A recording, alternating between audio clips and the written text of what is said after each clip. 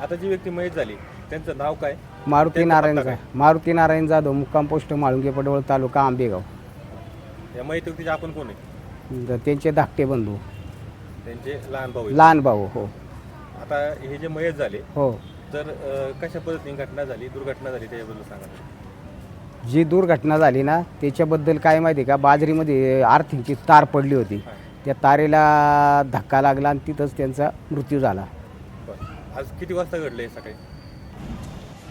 बाबा तुम्ही मला माहिती 11:30 वाजता घटना झाली. जे बरं. नंतर आम्हाला फोन आल्यावर आम्ही गेलो तर सदर आमच्या बंधूचं मैत झालेलं होतं, जागेवरच ऑफ झालेलं होतं. ही जी घटना झाली हो. ही घटना कुठं झाली आणि गाव गाव कोणतं आहे ते सविस्तर सांगा. ते साकुऱ्या गावामध्ये झाली ही घटना. आपले हे मनसरला पाणी पिण्याचं बंधारा आहे का, बंधाऱ्याच्या खाल्ल्या बाजूला त्या बाजरीमध्ये, म्हणजे साकुरे गावामध्ये. साकुरे गावामध्ये. म्हणजे साकुरे गावामध्ये जो पेटी बंधारा आहे हो हो, आंबेगाव तालुक्यात आंबेगाव तालुक्याचा मनसरला पाणी पिण्याचं आहे. ती स्कीम आहे. त्याच्या खाल्ल्या बाजूला बाजरी होती, त्या बाजरीच्या शेतामध्ये. शेतामध्ये. हो, तर ते तिथली होती ना ती तिसऱ्या वाटेने. म्हणजे ही जी व्यक्ती आहे हो. ती शेतकरी आहे हो हो, आणि ठाकर समाजाची आहे. ठाकर समाजाची आहे. राखायला घेतली होती. हो. त्याच्यानंतर ती जी वायर पडली होती, तार पडली होती, ती कशी पडली होती? त्या शेतातली आहे. त्या शेतातच बाजरीत पडली होती ना, त्या पोलवरनं. पोल जवळच आहे तिथं. जवळच्या हो, जवळच्या पोलवरनं. वायर होती त्या शेतातली. हो हो, आणि यांना ती दिसली नाही. आणि पायात चपला नसल्यामुळं मग लवकर ते. आता ही जी व्यक्ती आहे, हो, आता यांच्या मागे कोण कोण आहे? त्यांच्या पाठीमाग 3 मुली आहेत. 3ही मुलींची लग्न झाल्यात.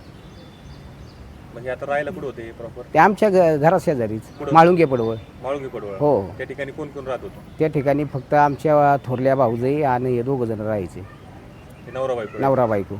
आता त्यांची पत्नी पण आहे त्याच्या मागे. हो, आहे ना. म्हणजे एकंदर त्यांच्या मागं त्यांची पत्नी आणि 3 मुली आहेत. 3 मुली. हो.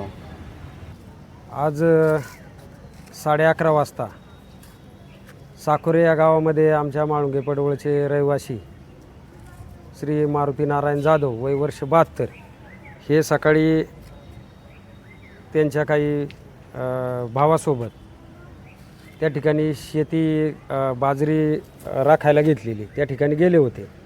आणि रात्री जो पाऊस झाला त्या पावसाच्या वेळेस 2 खांबांमधली जी आर्थिंग तार आहे ती आर्थिंग तार रात्री केव्हा तरी तुटलेली आणि ती आर्थिंग तार गंज लागलेली होती. लवकर लक्षातही येत नव्हती. आणि ज्यावेळेस हे बाजरीत घुसल्यानंतर पायात चप्पल नव्हती आणि पाय त्यांचा त्या तारेवर पडला आणि त्यांना विजेचा त्या ठिकाणी मोठा असा झटका लागला आणि त्यांचं जागीच त्या ठिकाणी मृत्यू झाला. तर साकुरे गावातून आपण सुलतानपूरकडे जो रस्ता जातो साकुरे गावातून, तर सुलतानपूरच्या केटी बांधाऱ्याच्या अलीकडे ती शेती आहे आणि त्या ठिकाणी बाजरी आहे. तर त्या ठिकाणी ही दुर्घटना घडली असून त्यांना एकूण 3 मुली आहेत आणि 1 पत्नी आहे. तर 2 मुली माळुंगे पडवळ याच ठिकाणी राहतात, त्यांचे जावई त्यांच्याबरोबर राहतात आणि गरीब आदिवासी कुटुंब. आणि आज त्यांच्या घरातला हा करता पुरुष गेला आणि एक शेतकरी.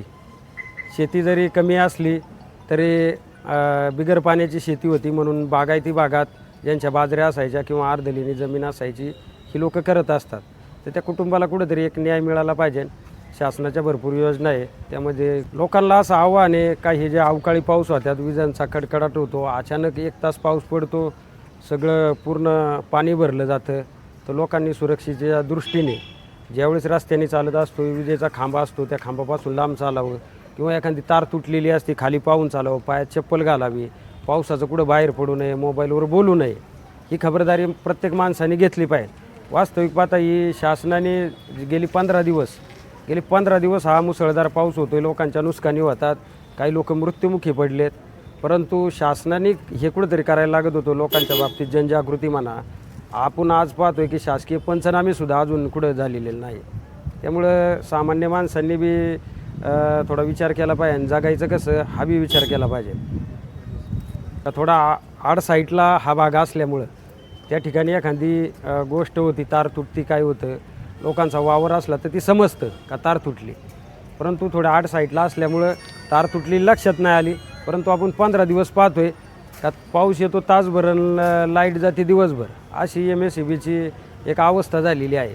थोडा दुसऱ्या गावात जरी वीज चमकायला लागली तरी इकडं लाईटी जातात, लाईटी जाऊन 5-5 मिनिटाला लाईटी जातात, 10-10 मिनिटाला लाईटी जातात. तर याच्यावर कुठंतरी वीज मंडळाने बी कुठंतरी खबरदारी घेतली पाहिजे, लोकांना जागृत केलं पाहिजे, किंवा अशा काही घटना घडत असल्या तर लोकांना जागरूक करून त्या कळवल्या पाहिजे, असं MSEBीने आव्हान केलं पाहिजे. परत हे झाडं झाडांपासून ज्या तारा गेल्यात ती झाडंही MSEBीने फांद्या तोडल्या पाहिजे, फांद्या तोडून जेणेकरून तारा मोकळ्या होतील का, जेणेकरून असे प्रसंग होणार नाही, ही MSEBीने दक्षता घ्यावी. या बातमीचे प्रायोजक आहेत Sita Motors service and spares. आमच्याकडे सर्व प्रकारच्या 4 व्हीलर गाड्यांची कामे काळजीपूर्वक व योग्य दरात केली जातील. आमचा पत्ता जुना चांडोली रोड, सिद्धिविनायक वजन काट्या शेजारी 40 बंगला, मनसर, तालुका आंबेगाव, जिल्हा पुणे. संपर्कासाठी क्रमांक 95 61 73 56 67.